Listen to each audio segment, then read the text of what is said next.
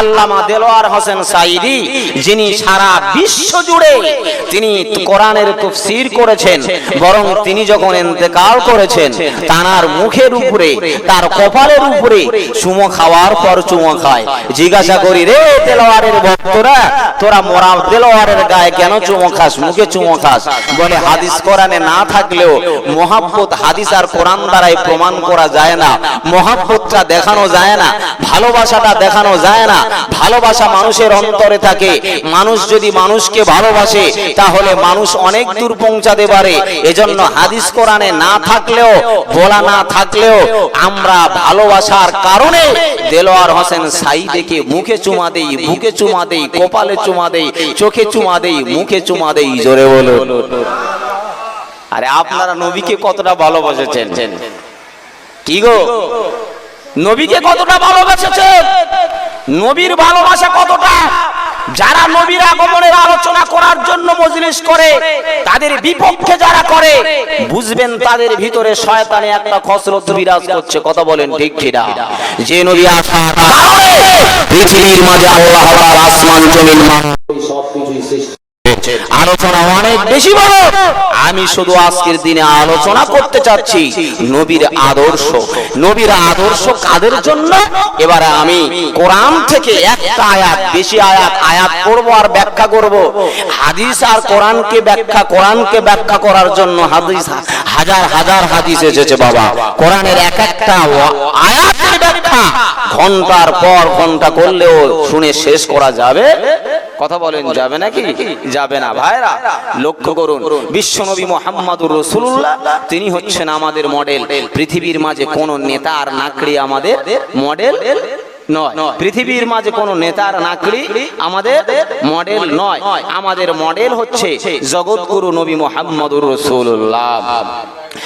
আল্লাহ তাআলা কি প্রশ্ন করি, আল্লাহ রাব্বুল আলামিন বলেছেন, লাকাদ কানা লাকুম ফি রাসূলিল্লাহি উসওয়াতুন হাসানাহ। হে বিশ্ববাসীরা, আমি আল্লাহ তাআলা তোমাদের জন্য রেখে দিয়েছি আমার নবীর ভিতরে, তোমাদের জন্য রেখে দিয়েছি আমার নবীর মাঝে। কি রেখেছেন আল্লাহ? ইয়া রাব্বাল আলামিন, আপনি কি রেখেছেন? আমার আল্লাহ বলেন, উসওয়াতুন হাসানা রেখে দিয়েছি, উসওয়াতুন হাসানা রেখে দিয়েছি। আল্লাহ জবাব দেন, উসওয়াতুন হাসানা কাকে বলে? আল্লাহ বলেন, বান্দারাও, ও আমার বান্দা বান্দিরা, শুনে রেখে দাও, জেনে রেখে দাও, উসওয়াতুন হাসানা শব্দের অর্থ হলো উত্তম আদর্শ। দুনিয়ার মাঝে সংসার করা কেমন আদর্শ লাগা দরকার রয়েছে। আমার আল্লাহর নবী সাল্লাল্লাহু আলাইহি ওয়াসাল্লাম রাজনৈতিক আদর্শ আমার নবী থেকে শিখতে হবে, সামাজিক আদর্শ আমার নবী থেকে শিখতে হবে, সাংসারিক আদর্শ আমার নবী পাক থেকে নিতে হবে। ও ভাইরা বাবাজিরাও, নামাজ কিভাবে পড়বেন আমার নবী থেকে নিতে হবে, রোজা কিভাবে রাখবেন আপনার নবী থেকে নিতে হবে, চলাফেরা কেমন করবেন আমার নবী থেকে নিতে হবে বাবা। ও ভাইরা বাবাজিরাও, সংসার কেমন ভাবে চালাবেন তো আমার নবী থেকে নিতে হবে। যেহেতু আমার আল্লাহ তাআলা বলেছেন, হে দুনিয়ার মানুষেরা, শুনে রাখো, জেনে রাখো, লাকাদ কানা লাকুম ফি রাসূলিল্লাহি উসওয়াতুন হাসানা। এবারে আমরা আল্লাহকে প্রশ্ন করি, আল্লাহ একটু জবাব দেবেন গো আল্লাহ, একটু জবাবে বলবেন গো আল্লাহ, আপনি কাদের জন্য নবীকে মডেল বানিয়েছেন? শুধু কি মুসলমানদের জন্য নবী মডেল নাকি মক্কাবাসীদের জন্য কি শুধু মডেল? আমার নবীর আদর্শ শুধু মক্কাবাসীদের জন্য নাকি মদিনাবাসীদের জন্য নাকি আমার নবীর আদর্শ? ইয়া রাব্বাল আলামিন, আপনি একটু বলে দেন, বলে দেন, বলে দেন। না, শুধু মুসলমানদের জন্য আমার নবীর আদর্শ রয়েছে। আমার আল্লাহ বলেন, না রে ও বান্দা বান্দিরাও, ও বান্দা বান্দিরাও, আমি আল্লাহ তাআলা আমার নবীর আদর্শ তোমাদের জন্য জন্য আমার নবীর ভিতরে আদর্শ রেখেছি। শুধু মুসলমানদের জন্য নয়, শুধু মক্কাবাসীদের জন্য আমার নবী আদর্শপূর্ণ নয়, শুধু মদিনাবাসীদের জন্য আমার নবী আদর্শ নয়, শুধু মুসলমানদের জন্য আমার নবী আদর্শ নয়। আমার নবীর আদর্শটা লাকাদ কানা লাকুম, এখানে কুম শব্দ ব্যবহার করা হয়েছে তোমাদের জন্য, অর্থাৎ সারা বিশ্ববাসীদের জন্য। বিশ্ববাসী কারা? যারা হিন্দু আছে তারাও বসবাস করে, জৈন দুনিয়াতে বসবাস করে, খ্রিস্টান দুনিয়াতে বসবাস করে, পাদুরি দুনিয়ার মাঝে বসবাস করে, মুচি বাগদি কাওরা তারা দুনিয়ার মাঝে বাস করে, মতুয়ারা তারাও দুনিয়ার মাঝে বাস করে। আল্লাহ জবাব চান, জবাব চাই, জবাব চাই, জবাব চাই। হিন্দুদের জন্য কি আমার নবী আদর্শ? না না না না। জৈনদের জন্য কি আমার নবী আদর্শ? না না। খ্রিস্টানদের জন্য কি আমার নবী আদর্শ? না না। মতুয়াদের জন্য কি আমার নবী আদর্শ? আমার আল্লাহ এক কথায় জবাব দিয়ে বলে, বান্দারাও শুনে রেখে দাও, জেনে রেখে দাও, লাকাদ কানা লাকুম ফি রাসূলিল্লাহি উসওয়াতুন হাসানা। এক কথাতে বিশ্ববাসীদের জন্য আমি আল্লাহ তাআলা নবীকে আদর্শবান বানিয়েছি।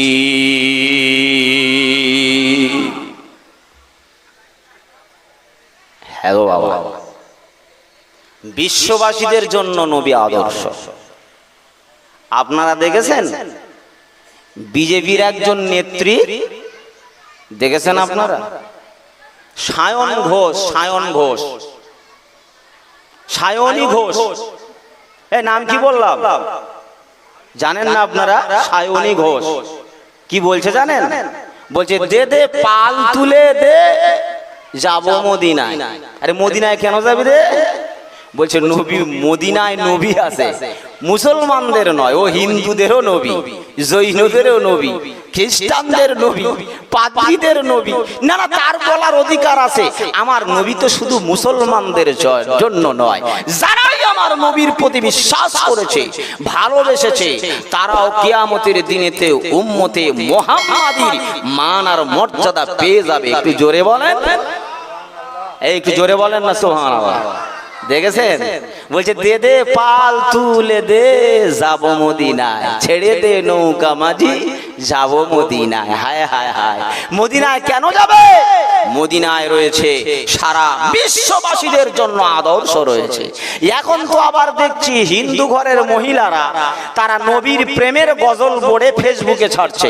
এই কথা বলছেন না কেন? ঠিক কি বলছি না ভুল বলছি ভাইজান? বলছি ঠিক বলছি না ভুল বলছি? আর আমাদের ঘরের মহিলারা নবীর আদর্শ জানে না। এরা যত ঘরের বই আছে তারা বই দেখে আর সিরিয়াল দেখে। এরা মুসলমানদের নারী, মুসলমানদের মেয়ে হয়ে এদের ভিতরে নবীর আদর্শ পাওয়া যায় না। দোকানে আর মাঠে আর ঘাটে যদি জলসা হয়, নবী দিবস হয়, এদের ঠেলায় আর পা ফেলা যায় না। এদের ভিতরে নবীর আদর্শ খুঁজে পাওয়া যায় না। অথচ সায়নী ঘোষ সে বলছে যে দে দে পাল তুলে দে, ছেড়ে দে নৌকা মাঝি, যাবো মদিনায়। আরে মদিনায় তুই কেন যাবি? তুই তো ঈমান আনিসনি, তুই কেন মদিনায় যাবি? হায় রে হায়। আল্লাহ তাআলা বলছেন আমি সারা বিশ্ববাসীদের জন্য আদর্শ স্বরূপ করে আমার হাবিবকে প্রেরণ করেছি। জোরে বলেন, আর একটু জোরে বলেন না সুবহানাল্লাহ। একটু তাকবীর দেন দেখি না, আর এই তাকবীর, একটু জোরে তাকবীর দেন না, আর এই তাকবীর। বিশ্বনবী মুহাম্মদুর রাসূলুল্লাহ, ভালো করে আমার ওয়াজ বুঝতে হবে বাবা। এখানে এক ঘাবলা, সেখানে ঘাবলা মারার ছেলে আমি নয়। আমার নবীর আদর্শ কতটা আমাদের ভিতরে বাস্তবায়ন হবে সেটা আমাদের জন্য দেখা দরকার। ও ভাইরা, বাবাজিরা, শুধু নবী দিবস পালন করলে হবে না। নবীর মহব্বত আপনি কতটুকু অর্জন করলেন ভাই?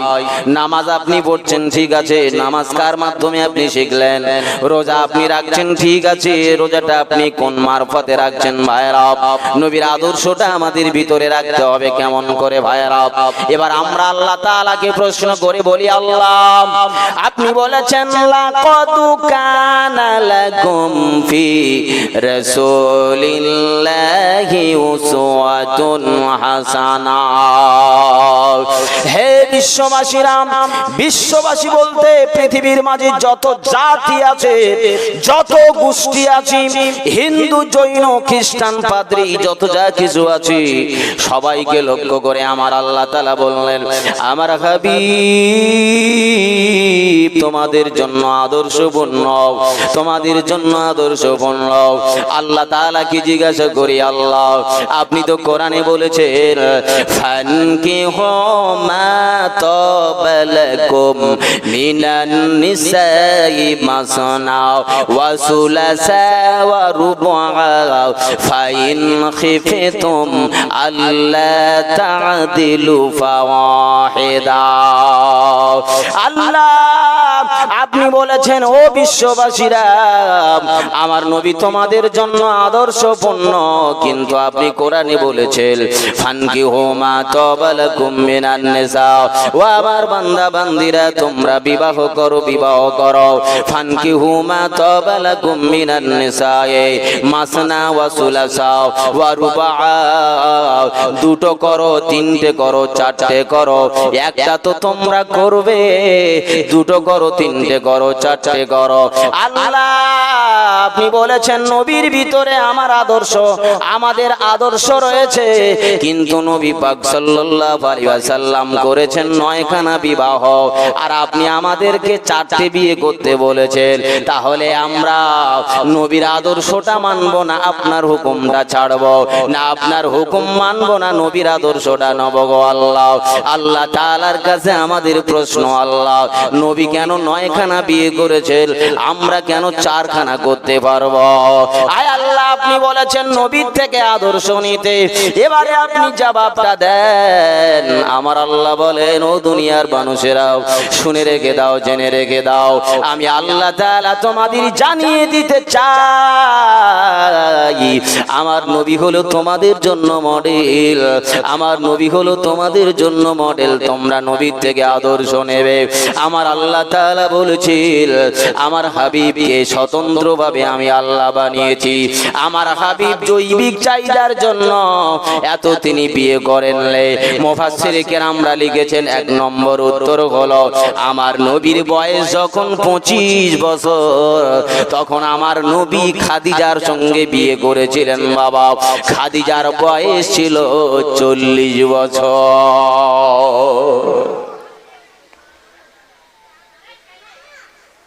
আদর্শটা কি আমাদের? কি শিক্ষা দিলেন? নবীর বয়স 25, খাদিজার বয়স 40। তাহলে নবী যদি যৌবিক চাহিদার জন্য বিবাহ করবেন, তাহলে তিনি তো কত ভালোবাসা প্রেম প্রীতি করতে পারতেন। কি গো, এখন আর যুবকরা দেখেন না, নবী দিবসে যত আসে রং নাম্বার নিয়ে ফোন করে বলে আয় এদিকে আয়, ওদিকে আয়, ওদিকে আয়, কথাবার্তা হবে গোপনে। কি গো, কথা বলছেন না কেন আপনারা? আপনি নবীর প্রতি কিভাবে অপবাদ দেন? নবীর আদর্শ নিতে হবে আপনাদেরকে। আর এখন তো স্বামীরা কাজ করতে গেলে বিবিরা পরকিয়া করে, এই কথা বলেন না কেন? ঠিক কি না? পরকিয়া করে, পরকিয়া বোঝেন? পরকিয়া করে, স্বামী চলে গেছে অন্য স্বামীর সঙ্গে হুক লাগানোর চেষ্টা করে। এই হুক বোঝেন আপনারা? কারেন্টে আসে হুক লাগায় না? সবাই কি মিটারে চালায় নাকি? হুকেও চালায়। তা কিছু কিছু মহিলারা আবার হুক মারার চেষ্টা করে। স্বামী গেছে বিদেশে খাটতে, ও বেচারা হুক মারে। হায় হায় হায় হায়, কি দুনিয়া এলো, নবীর আদর্শ নেই। সেদিন একটা ফেসবুকে দেখছিলাম, একজন তো সে বিউটি পার্লারে থাকে, এখন স্বামী থাকে বিদেশে, স্বামী এসে থাকে বিউটি পার্লারে, সে একেবারে ওই যে হুক কল করেছে, ও এসে রাগ সহ্য না করতে পেরে গলা থেকে মুন্ডুটা কেটে খালে আর নদীতে ভাসিয়ে দিয়েছে, তার কোন আর হদিস পায় না। আরে নবীর আদর্শ শিখুন। নবীর আদর্শ প্রত্যেক ব্যক্তির জন্য থাকা দরকার। বর্তমানে এখন তো শুধু পরকিয়া, ঘরের মহিলারা পর্যন্ত ঠিক থাকে না। নবী দিবস হয়, জলসা হয়, তবলিগি কাজ হয়, জামাত আসে, সব আসে, কিন্তু সমাজ পরিবর্তন হচ্ছে কই? সমাজ পরিবর্তন হচ্ছে কই? স্বামী গেছে তবলিগে, বিবি এদিকে হুক লাগাচ্ছে। হায় হায় হায়, ও তবলিগ করতে আপনার কে বলেছে? আপনার বিবিকে আগে হেফাজত করেন। বিবিকে হেফাজত করেন, বিবি খাওয়া পায় না, বাচ্চা খাওয়া পায় না, 40 দিন সফরে গেছেন যান, কিন্তু রেগে থেকে যান, তো বিবি তো হুক মারবে, আপনার ইবাদত বন্দেগী তো সব জলঞ্জলিত চলে যাবে। আপনি গিয়েছেন চিল্লায়, আর আপনার বিবি যাচ্ছে বাজারে বাজার করতে, 2 ব্যাগ বাজার করে আনছে। হায় হায় হায়, আপনি তবলিগি করে, চিল্লা করে, জামাতি করে, আর ওয়াজ নসিহত করে, আমি ওয়াজ নসিহত করছি বড় বড়, আর আমার বিবিকে দোকানে বসিয়ে রেখেছি, বলছে তুই ব্যাস, আর আমি জলসা জৌলুস আর মিলাদুন নবী করে বেড়াই, তুই দোকানদারি কর আর আমি এদিকে দোকানদারি করি। এই কথা বলেন না কেন? ঠিক বলছি না ভুল বলছি বলেন? সমাজে কাজ হবে, সমাজে কাজ হবে। বিবিকে হেফাজত করেন, যতই বড় বক্তৃতা করেন, যাই করেন, আপনি দায়ুস হয়ে গেলে আপনার সব কিছুই নষ্ট হয়ে যাবে। নবীর থেকে আদর্শ শিখুন। নবী চোখে আঙুল দিয়ে দেখিয়ে দিলেন, না না না না, সতীদাহ প্রথা ছিল আগে, না না, নবী আসার পরে সতীদাহ প্রথা বন্ধ করলেন। হিন্দুদের মাঝে একটা সতীদাহ প্রথা ছিল, স্বামী মরে গেলে তার সঙ্গে বিবিকে ওইভাবে পুড়িয়ে দিতে হতো। বাবা, বিবিকে ওইভাবে পুড়িয়ে দিতে হতো। না না, যদি বিবি মরে যেত, স্বামীদেরকে ওইভাবে, না না, কত কঠিন পরিস্থিতি। আল্লাহর নবী সাল্লাল্লাহু আলাইহি সাল্লামের সঙ্গে আদর্শ শিখুন। কারা শিখবে? মুসলমান শিখুন, জৈন শিখুন, হিন্দু শিখুন, খ্রিস্টান শিখুন, পাদ্রী শিখুন, মতুয়ারা শিখুন, মুচি শিখুন। সবার জন্য আমার নবী আদর্শ। অর্থাৎ যাদের স্বামী মারা যাবে তারা হচ্ছে বিধবা। আমার নবী পাক সাল্লাল্লাহু আলাইহি ওয়াসাল্লাম 25 বছর যুবক হয়েও তিনি মানুষের চোখে আঙুল দিয়ে আদর্শ শিখিয়েছেন। যাদের স্বামী মারা গিয়েছে তাদেরকে বিবির মর্যাদা দিয়ে তোমার ঘরের বউ বানিয়ে দাও। শরীয়ত সমাজে নারীদের মর্যাদার অধিকার বজায় রাখো। জোরে বলেন সুবহানাল্লাহ। তাদের মর্যাদা বজায় রাখেন, এটা আদর্শ। কার আদর্শ? নবী পাক সাল্লাল্লাহু আলাইহি ওয়াসাল্লামের আদর্শ। আপনি আদর্শ কার থেকে নেবেন বাবা? নেতা আর নাকড়িদের নেবে? এক একটা দেখেন কটা করে বউ আছে, আর কটা করে ভালোবাসা আছে, আর কটা করে কি আছে। ও বাবা, অফিস ঘরে বসলে আর খবর শেষ হয় না। কথা বলেন ঠিক কি না? আদর্শ তার থেকে শিখবেন, কি করে শিখবেন? ভাইরা বাবাজিরা লক্ষ্য করেন, বিশ্বনবী মুহাম্মদুর রাসূলুল্লাহর আদর্শ কার ভিতরে ছিল? ইমামে আজম আবু হানিফা রাহমাতুল্লাহ আলাইহির ভিতরে নবী পাকের আদর্শ ছিল। বর্তমানে একটা নেতা বেরিয়েছে, আমরা যাকে ভাইজান বলি, ভাইজান বলি, চেনেন তো ভাইজান? তার ভিতরে নবীর আদর্শ দেখেছি বাবা। জেলখানার ভিতরে 40-42 দিন নবীর আদর্শকে লক্ষ্য করে একদিন মাথার টুপি খুলে ফেলে না। না না না না না, এ হলো নবীর আদর্শ। নেতা আপনি হন, নবীর আদর্শে নেতা হন, তাহলে আপনার মর্যাদা বৃদ্ধি হবে, তাহলে আপনার মান ডিগ্রি বেড়ে যাবে বাবা। ও ভাইরা বাবাজিরাও, বিশ্বনবী সরওয়ারে দু আলম সাইয়্যিদিনা মুহাম্মদুর রাসূলুল্লাহ বলেছেন, আবু বকর আমার আদর্শের আবু বকর, আমার আবু বকর আমার আদর্শকে মেনেছে, উমর আমার আদর্শ মেনেছে, উসমান আমার আদর্শ মেনেছে, আলী আমার আদর্শ মেনেছে। ও ভাইরা বাবাজিরা, আবু হুরায়রা নবীর আদর্শ মেনেছে। আল্লাহর নবী সাল্লাল্লাহু আলাইহি সাল্লামের চাচা আব্দুল্লাহ ইবনে আব্বাস রাদিয়াল্লাহু তাআলা আনহু নবীর আদর্শ মেনেছেন বাবা। যদি আপনারা প্রশ্ন করেন, তাহলে আমার নবী খাদিজাকে বিয়ে করলেন একটা নয়, বরং আমার নবী 9খানা বিয়ে করলেন। আল্লাহ তো কোরআনে 4খানা বিবি একসঙ্গে রাখার কথার হুকুম দিয়েছে বাবা, কিন্তু আমার নবী কেন এত বিয়ে করেছেন? আপনারা জানেন না ইতিহাস? দা হ্যান্ডেড, একজন খ্রিস্টান পাদ্রী লিখেছে, দা হ্যান্ডেড বলে একটা কিতাব লিখেছে। হ্যান্ডেড কিতাব মানে 100 মনীষীদের জীবন বৃত্তান্ত সংকলন করেছে বাবা। চুনে চুনে চুনে চুনে একটা বই বান্ডিং করেছে, একটা বই তৈরি করেছে।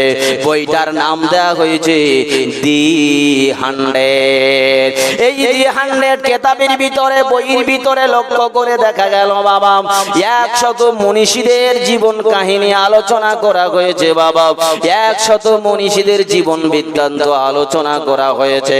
কিন্তু যতই মনীষীদের আলোচনা হোক না কেন, 1 নম্বরে যার নাম রয়েছে বাবা, 1 নম্বরে যার নাম রয়েছে, যিনি হলেন আমাদের নবী, বিশ্ব নবী, না না না, সরওয়ারে দু আলম সাইয়্যিদিনা মুহাম্মদুর রাসূল রাসূলুল্লাহ সাল্লাল্লাহু আলাইহি ওয়াসাল্লাম। এক নম্বরে যার নাম রয়েছে, যিনি হলেন নবী মুহাম্মাদুর রাসূলুল্লাহ।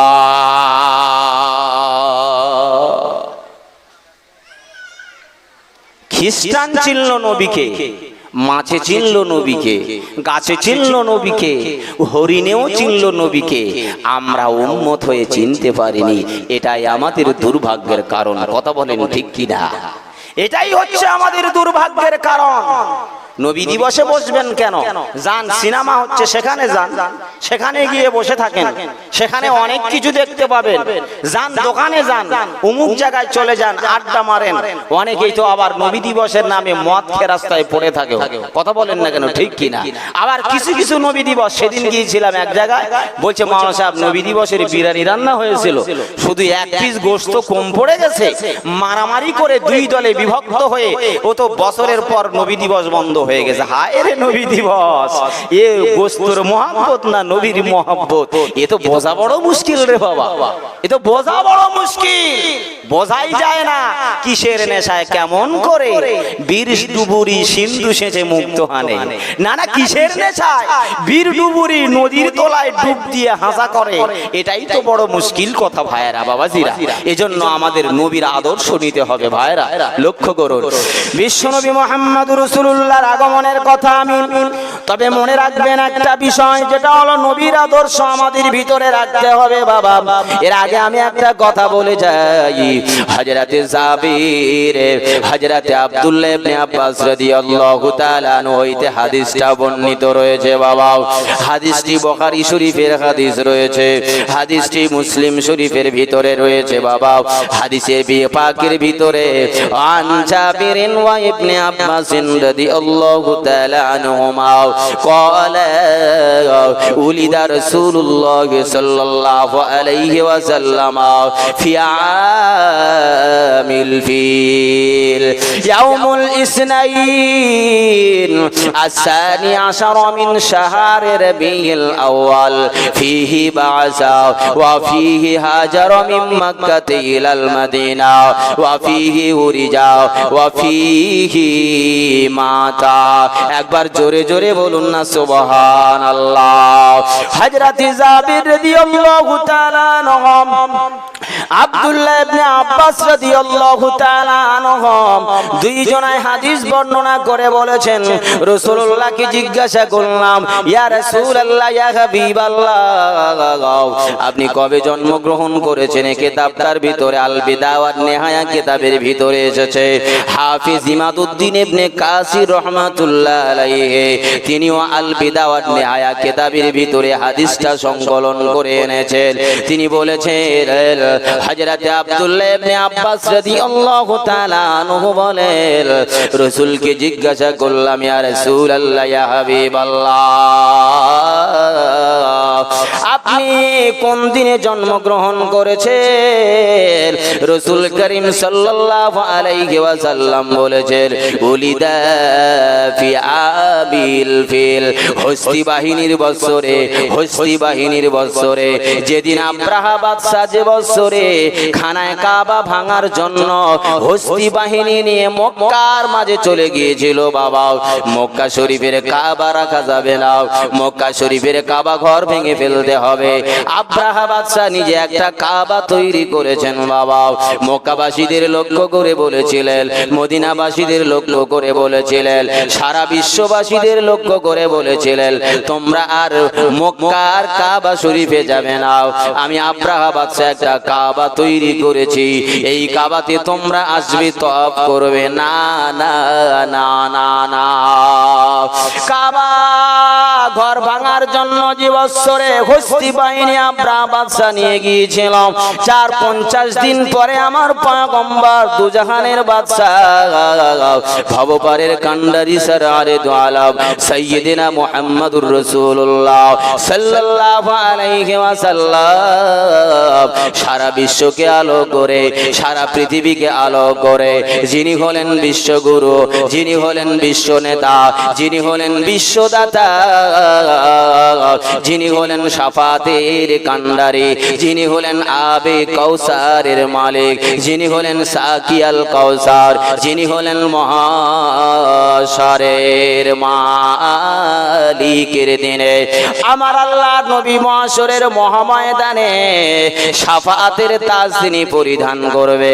সেই নবী পাক সাল্লাল্লাহু আলাইহি ওয়াসাল্লাম বলেছেন, আমি আল্লাহর নবী ওই যে হস্তি বাহিনীর বৎসরে, অর্থাৎ হস্তি বাহিনী যে নিয়ে এসেছিল তার 50 দিন পরে আমুল ফিল ইয়াউমুল ইসনাইন আসানি আশারা মিন শাহরে রবিউল আউয়াল, রবিউল আউয়াল মাসের 12 তারিখে আমি আল্লাহর পয়গম্বর 570 খ্রিস্টাব্দে আমি আল্লাহ নবী দুনিয়ার মাঝে এসেছিলাম।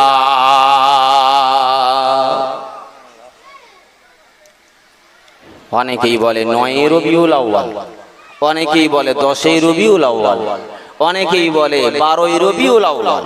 তবে সর্ববৃহৎ আকসার মত হচ্ছে 12 রবিউল আউয়াল। এখন তো 12 রবিউল আউয়াল আসেনি, আজকের 8 রবিউল আউয়াল। আজকের কত রবিউল আউয়াল? আজকের 8 রবিউল আউয়াল।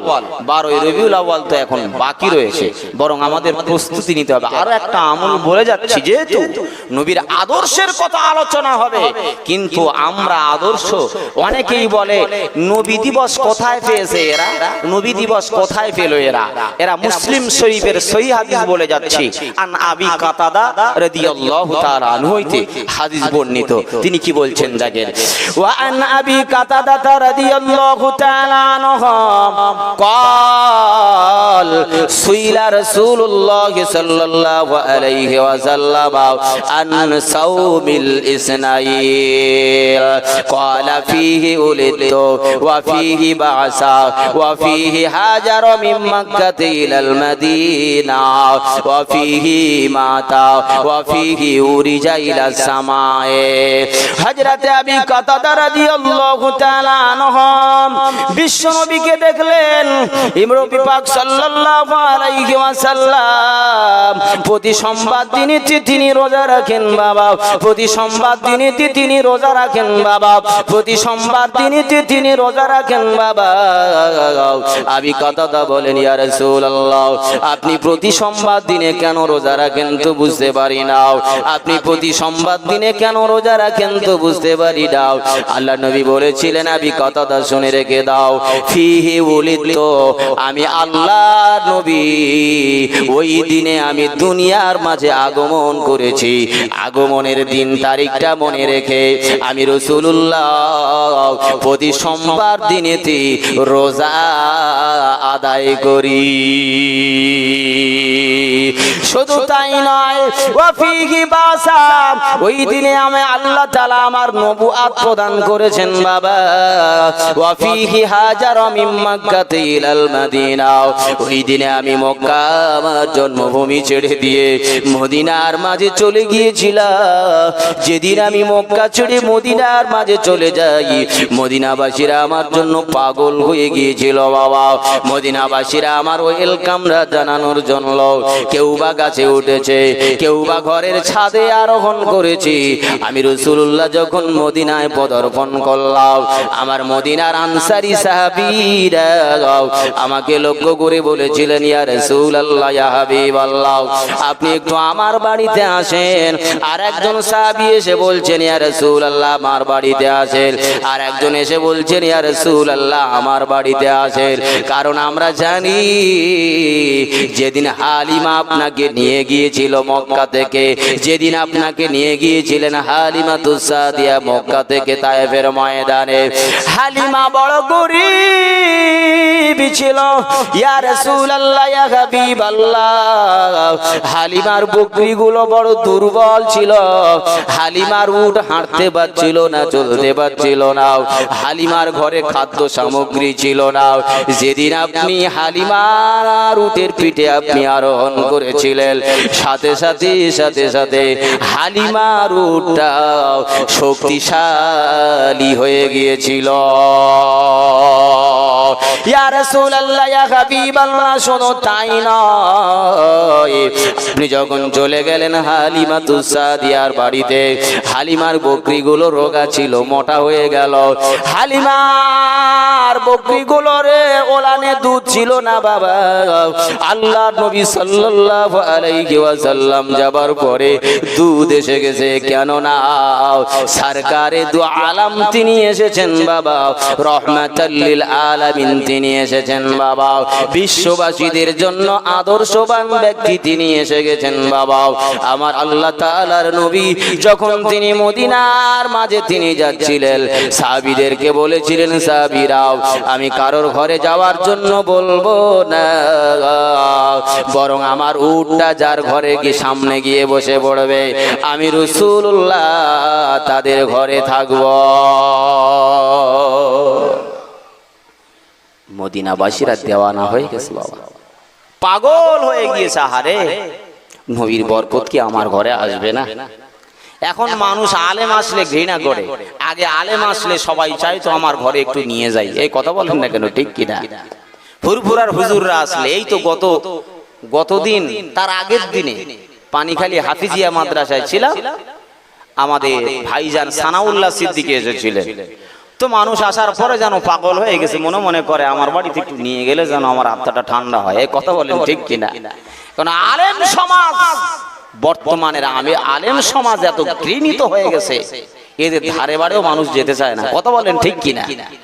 এদের ধারে বাড়েও মানুষ যেতে চায় না। আদর্শ নবীর কথা বলে বটে, কিন্তু নবীর আদর্শ এদের ভিতরে খুঁজে পাওয়া বড় মুশকিল হয়ে গেছে। কথা বলেন ঠিক কিনা? আদর্শ দেখতে হবে তাদের ভিতরে যে আদর্শ আছে কিনা। আজকের দিনে বড় ভালো লাগছে যে জওয়ান ছেলেরা যাদেরকে অন্য কাজ করার দরকার, তারা আজকের নবীর মজলিস কিভাবে কায়েম করলো, ওদের ব্রেন কিভাবে ঘুরে গেল, এটাই তো বড় মুশকিলের কথা ভাইরা। এটা আল্লাহ তাআলার একটি মেহেরবানি ছাড়া আর কিছু নয়। কথা বলেন ঠিক কিনা? ওরে বাবা, বগি অনেক থাকতে পারে, ইঞ্জিন তো লাগবে। কথা বলেন না কেন?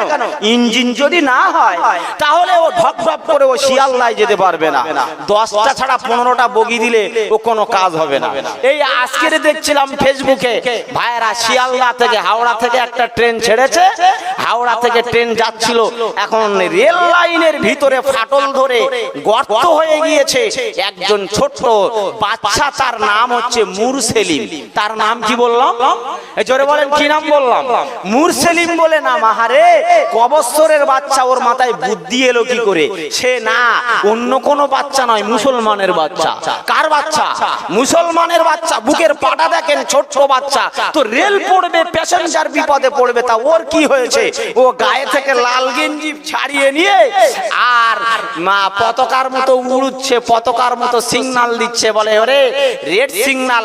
রেল যখন আসে, তো ট্রেন যখন আসে রেল সিগন্যাল পড়ে, যখন রেড সিগন্যাল পড়ে তখন মা পড়ুক, বিবি পড়ুক, ভাই পড়ুক, সবাই কেটে চলে যাবে, রেহাই পাওয়া যাবে না। সরকারের কাছে গিয়ে দরখাস্ত ও করা যাবে না যে আমার স্বামী রেলপথে পড়ে মরে গেছে, আমার বিবি রেলপথে পড়ে মরে গেছে, আমার বাচ্চা রেলপথে পড়ে মরে গেছে, আমাদেরকে খরচা দেন, ক্ষতিপূরণ দেন। সরকার বলবে এই মাথা মোটা, এখান থেকে চলে যা, জেলে ঢুকিয়ে দেব। ট্রেন ঢোকার আগে সিগন্যাল দিয়েছি, রেড সিগন্যাল। অর্থাৎ যে জিনিসের আগে তার সতর্ক বার্তা পৌঁছে দেয়, সেই জিনিস করার পরে যদি কেউ অন্যায় করে, এর জন্য ক্ষতিপূরণ দেওয়া চলে। কথা বলেন না কেন? ক্ষতিপূরণ দেওয়া চলে। ছোট্ট মুরসেলিম, আহারে ইন্না কালা মিনাল মুরসালিন, ইয়াসিনে আছে, এই ইয়াসিন শরীফের ভিতরে আছে। বাচ্চাদের তো নাম রাখে সল্টু, বল্টু, চল্টু, পল্টু, বাতাস খাতন, উমুক খাতন, আর এরা এই নাম খুঁজে পায় না। মুরসেলিম বলে একটা ছোট্ট বাচ্চা, সে জামা খুলে আর ওই যে রেলের চালককে সিগন্যাল দিল, রেল বন্ধ করলো। শত শত মানুষের জীবনকে তার সে রক্ষা করলো। রেল কর্তৃপক্ষরা তার গলায় মালা দিয়ে বলছে, রে মুরসেলিম, তুই কত বড় একটা মহান কাজ করলি। আহারে, তোর মাথায় বুদ্ধি দিল কে? এজন্য মুসলমানদের সব জায়গায় সর্বদিক থেকে এরা মাথা উঁচু করে দাঁড়াতে পারে, কিন্তু এদের ভিতরে নবীর আদর্শ যদি না থাকে তো দাঁড়ানো সম্ভব নয়। কথা বলেন ঠিক কিনা? আজকের পশ্চিমবঙ্গ মাতোয়ারা করছে, যারার ভিতরে নবীর আদর্শ রয়েছে। তিনি কে বলেন তো? ভাইজান নওশাদ সিদ্দিকী। ও জেলখানার ভিতরে বলা হয়েছে জেলখানা কেমন লাগলো, বলছে আরে জেলখানা কেমন লেগেছে মানে 42 দিন থেকে আরো 42 দিন দিলে অসুবিধা নেই, কারণ সত্যের প্রতিবাদ, সত্যর যেদিকে সত্য আছে সেদিকে আমি আছি। কথা বলেন ঠিক কিনা? আরে সে যদি সত্য কথা না বলে আমরা থাকবো কেন? পার্টি যে কোনো কেউ করতে পারে, অসুবিধা নেই, কিন্তু দেখতে হবে তার ভিতরে আদর্শ বা আদর্শ আছে কিনা। যার ভিতরে আদর্শ থাকবে তার ভিতরে, তার জন্য মানুষ অনেক কিছুই করতে পারে। কথা বলেন ঠিক কিনা? ছোট্ট বাদশা মুসলিম, সে জামা উঁচু করে রেড সিগন্যাল দিল, মনে মনে করছো তো লাল সিগন্যাল না দিলে তো দাঁড়াবে না, নিজের গেঞ্জি খুলে সিগন্যাল দিল, রেল ও তো ইমার্জেন্সি ব্রেক কষে দাঁড়িয়ে গেল। সাথে সাথে মুসলিমের নাম সারা ফেসবুকে ভাইরাল হয়ে গেল। এ কার বাচ্চা? কার বাচ্চা? মুসলমানের বাচ্চা। ভাইরা লক্ষ্য করুন, এদের নাম আর ধাম অনেক আছে, কিন্তু কৃতকর্মের ভিতরে এরা পিছিয়ে পড়ে। ভাইরা এই জন্য দুঃখের কারণ। ভাইরা বাবাজিরা, তাহলে যে কথা বলছিলাম, বিশ্বনবী মুহাম্মদ রাসূলুল্লাহ সাল্লাল্লাহু আলাইহি ওয়াসাল্লাম তিনি কোন বছরে এসেছিলেন বাবা? আল্লাহর নবী বলেছিলেন সাহাবীরাও আমুল ফিল এসেছে, আমি হস্তি বাহিনীর বছরে এসেছি। আল্লাহর নবী সাল্লাল্লাহু আলাইহি ওয়াসাল্লাম বলেছিলেন যেদিন আমি এসেছি ওই দিনে আমি রোজা রাখি। ভাইরা এই জন্য আমাদেরও রোজা রাখার দরকার আছে না নাই বাবা? নবীর আদর্শ আমাদের ভিতরে থাকতে হবে, নবীর আদর্শ নিয়ে আমাদের চলতে হবে। নবীর আদর্শটা কেমন আরো একটু দূরে যাই বাবা। এক নম্বর কথা মনে রাখবেন, নবী বিয়ে করেছেন 9টা, আমরা বিয়ে করতে পারবো শরীয়ত মতে 4টে, কিন্তু 4টে তো দূরের কথা, একটার ভাত কাপড় আমরা ঠিক মতো দিতে পারি নাটা কে বলবে? আমি বলবো? কথা বলেন না কেন? একটা বিবিরও ভাত কাপড় দেয় না। এরা বলে মুসলিম আমাদের সমাজ অধিকার দিয়েছে 4টে বিয়ে করার জন্য। হায় হায় হায়, 4টে বিয়ে করবো, তুমি একটা ঠেকাতে পারো না? 4টে বিয়ে করছো মানে একটা বিবির ভরণ পোষণ করতে পারো না, সে অন্য জায়গায় হুক মারে, আবার তুমি আবার আরেকটা বিয়ে করবে? লজ্জা শরম তোমার নেই, নবীর আদর্শ তোমার ভিতরে নেই, বরং তুমি কোনোদিন নবীও পাবে না আর কোনোদিন জান্নাতেও যাবে না। নামাজ পড়ে কপাল কালো হয়ে গেলেও আল্লাহ তাআলার নবীর শাফাত পাবে না, কারণ তোমার ভিতরে নবীর আদর্শ নেই। তাই কথা বলেন ঠিক কিনা? নবীর আদর্শ তোমার ভিতরে নেই। নবীর আদর্শ যদি তোমার ভিতরে থাকতো তাহলে অনেক কিছু জিনিস তুমি পেয়ে যেতে পারতে, তোমার ভিতরে অনেক আদর্শ থাকতে পারতো। ভাইরা রাসূল করিম সাল্লাল্লাহু আলাইহি ওয়াসাল্লাম এর এক নম্বরে এর বিষয়ে আমি ধারাবাহিকভাবে আলোচনা করছি। হুদাইবিয়ার সন্ধিতে রাসূলুল্লাহ গিয়েছেন, কাফেরদের সঙ্গে সন্ধি হচ্ছে, রাসূলুল্লাহ সাল্লাল্লাহু আলাইহি ওয়াসাল্লাম গেছেন। ভাইরা বাবাজিরা, হুদাইবিয়া সন্ধি বাবলা গাছের নিচে আমার নবীর হাতে বায়াত করেছেন বাবা সাহাবীরা। আমার নবীর আদর্শের কথা কটা বলবো বাবা?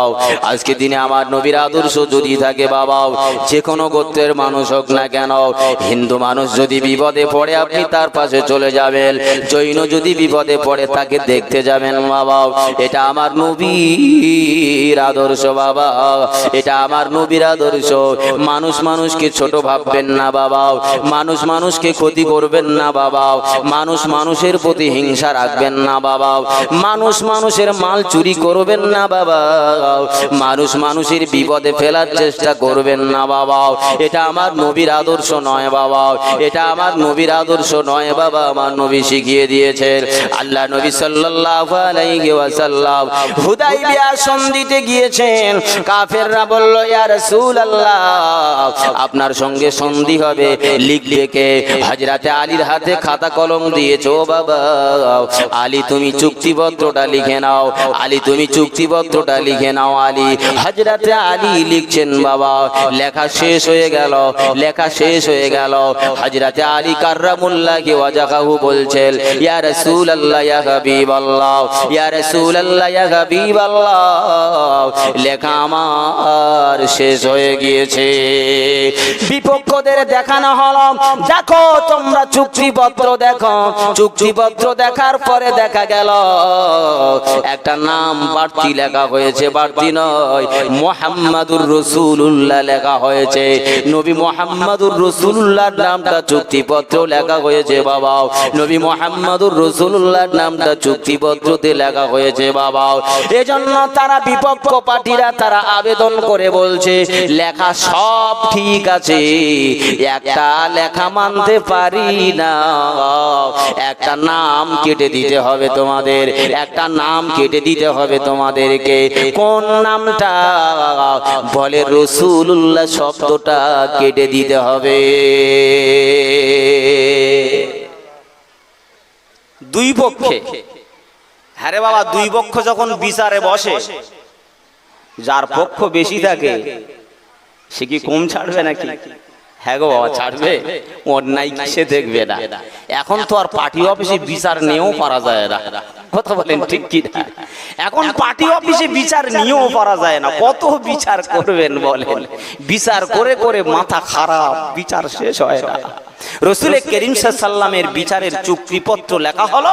হযরতে আলী কাররামুল্লাহ তানাদের পক্ষ থেকে রাসূলুল্লাহর নাম লিখেছেন, যে কি মুহাম্মাদুর রাসূলুল্লাহ, ওদের পক্ষ থেকে লেখা হয়েছে। তারা বলছে সব লেখা ঠিক আছে, একটা নাম কেটে দিতে হবে। বলে কি নামটা? বলছে সেটা হচ্ছে রাসূল শব্দটা কেটে দিতে হবে, এটা আমরা মানতে চাই না। আল্লাহ নবী বললেন, আবু বকর, আলী তুমি তো আমার জামাতা আলী, আমি তোমাকে লক্ষ্য করে বলেছি আনা মাদিনাতুল ইলমি ওয়া আলিয়ুম বাবুহা, আমি হলাম ইলমের শহর আর সেই শহরের দরজা হলো আমার জামাতা আলী। জোরে বলেন না সুবহানাল্লাহ।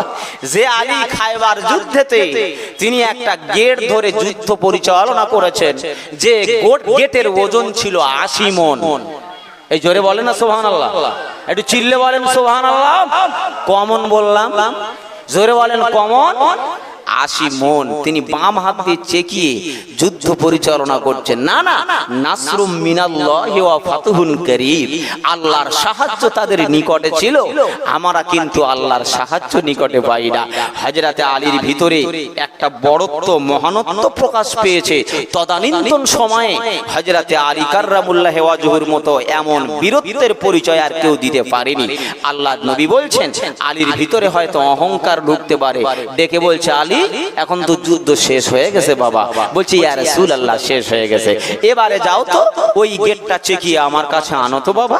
হযরতে আলী গেলেন, কিন্তু যিনি সমস্ত শরীর দিয়ে চাকায় এক কোণা পর্যন্ত চাকাতে পারে না। আরো 10 জনকে সঙ্গে করে নিয়ে যাও তো বাবা। আরো 10 জন সঙ্গে করে নিয়ে চাকাতেও এক কোণাও পারে না।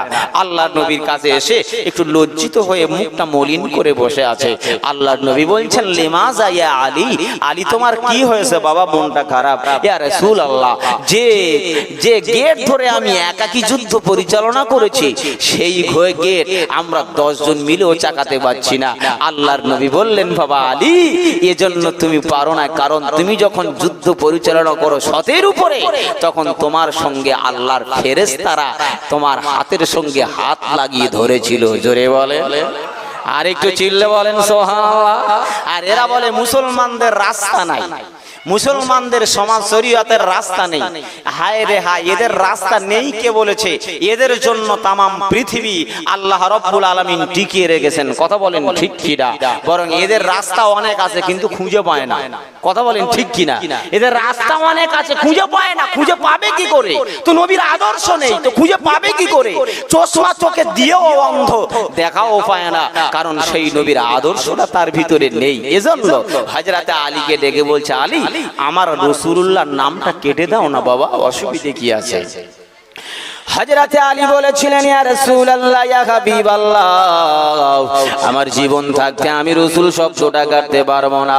আমার জীবন থাকতে আমি রাসূল নামটা কাটতে পারবো না, কারণ আপনি বলেছেন লা ইউমিনু আহাদুকুম হাত্তা কুনা আহাব্বা ইলাইহি মিন ওয়ালিদিহি ওয়া ওয়ালাদিহি ওয়ান নাসি আজমাইন। ও দুনিয়ার মানুষেরা, ততক্ষণ পর্যন্ত তোমরা ঈমানদার হতে হতে পারবে না, ততক্ষণ পর্যন্ত তোমরা ঈমানদার হতে পারবে না। ইয়া রাসূলুল্লাহ, ইয়া হাবিবাল্লাহ, কতক্ষণ পর্যন্ত আমরা ঈমানদার হতে পারবো না? আল্লাহ নবী বলেছিলেন, সাবিরা সাবিরা, ওরে আমার উম্মত উম্মাদানিরা, লা ইউমিনু আহাদুকুম হাত্তা কুনা আহাব্বা ইলাইহি মিন ওয়ালিদিহি ওয়া ওয়ালাদিহি ওয়ান নাসি আজমাইন।